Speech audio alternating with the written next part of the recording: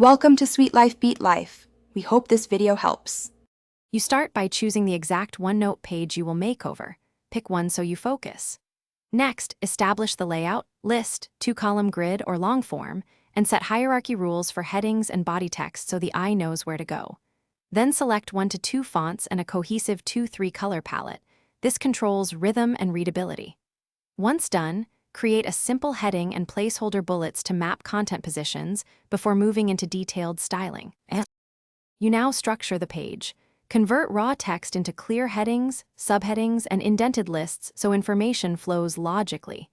Make sure to use your chosen fonts consistently and apply color accents sparingly to headings and key lines.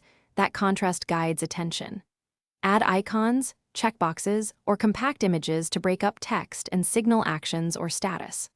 Also, use spacing and dividers to separate sections. This prevents visual clutter and makes the note scannable at a glance. You finish by reviewing spacing, alignment, and overall contrast so every block reads easily. Adjust margins and line spacing for balance. Then export or duplicate the page as a backup and sync to ensure your changes persist across devices. If elements shift or look off, nudge items with arrow keys, reapply paragraph styles, or clear formatting and re-add your styles.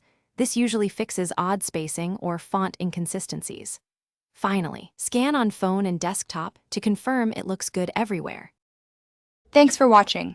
Consider subscribing if we helped you.